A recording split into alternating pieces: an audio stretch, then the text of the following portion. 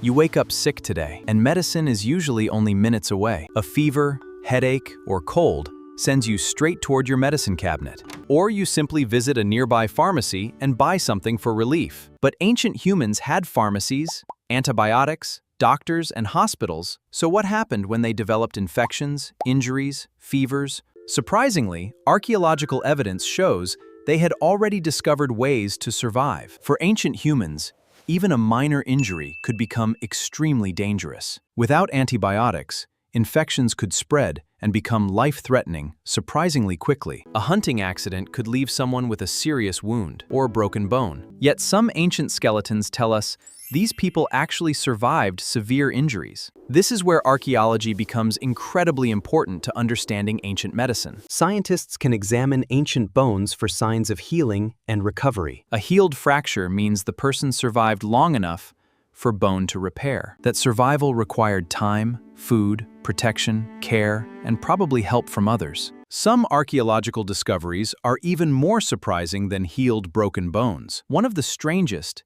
is an ancient procedure called trepanation. Trepanation involved drilling or scraping an opening into the skull. Evidence of trepanation dates back more than 9,000 years, and some skulls show bone healing around those openings afterward. That means some patients survived the procedure and lived afterward. Researchers have also found ancient evidence of successful amputations and healed bones. One famous prehistoric example comes from France, roughly 7,000 years ago. The surviving bone showed healing, proving the person lived after losing that limb. So ancient humans weren't simply helpless when serious injuries happened. They had accumulated practical knowledge about wounds, pain, plants, and survival. So where did their medicine actually come from? Often, the answer was already growing around them. One of the best-known examples is honey, used for wound care. Ancient Egyptians used honey because it could help protect certain wounds. Honey's properties can make conditions difficult for many bacteria to survive. Second, there's willow bark,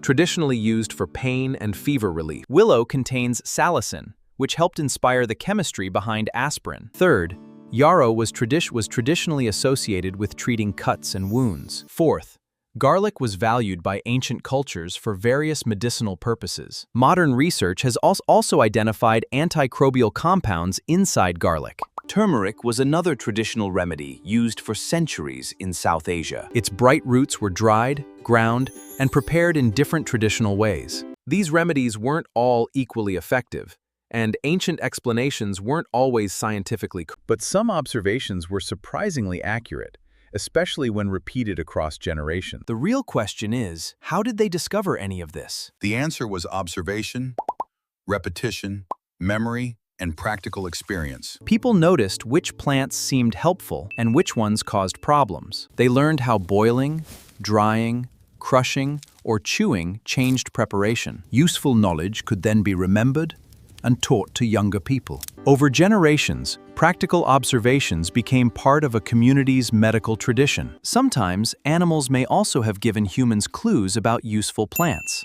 What we do know is that useful knowledge could survive for generations. But we cannot know exactly how every ancient remedy was originally discovered. It was survival-driven experimentation, based mainly on observation and repeated experience. This wasn't modern laboratory science with controlled experiments and precise measurements. And eventually, that knowledge could travel beyond its original community. Humans migrated, traded, met strangers, and exchanged practical knowledge. That means medicine could spread alongside migration, trade, and cultural contact. Willow is one interesting example, appearing in traditions across distant regions. Whether those similarities came through contact or independent discovery isn't always clear, but human communities clearly shared knowledge throughout history. Eventually, oral traditions became organized systems of written medical knowledge.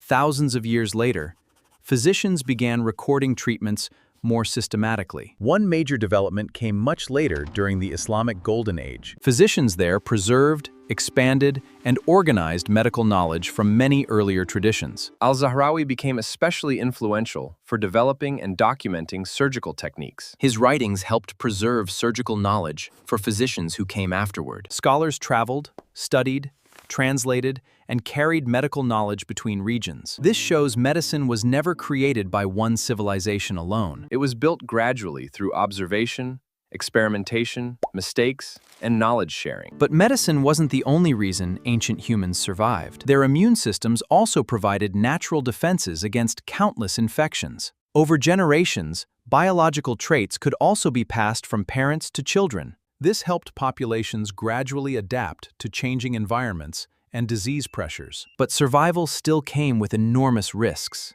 suffering, and many deaths. Survival wasn't guaranteed. Communities worked together to protect vulnerable people. And that's why healed ancient bones are more than archaeological objects. They are physical evidence that someone survived something genuinely serious. Nature gave them materials, but experience taught them how to use them. Generations preserved useful lessons, while communities carried those lessons forward. Eventually, those lessons became the foundations for increasingly organized medicine. Modern medicine may look completely different, but the story began incredibly long ago. Every medicine cabinet today stands on thousands of years of human experimentation and learning. They didn't have modern medicine, but they weren't without knowledge. They observed, remembered, adapted, experimented, shared, and kept trying. And perhaps that's the most fascinating part of ancient medicine. That persistence helped humanity survive long before modern hospitals existed. From a handful of herbs to modern surgery, the journey is extraordinary. And it all began with humans simply trying to survive another day. If you enjoyed this journey through ancient medicine, subscribe for more fascinating stories from human history.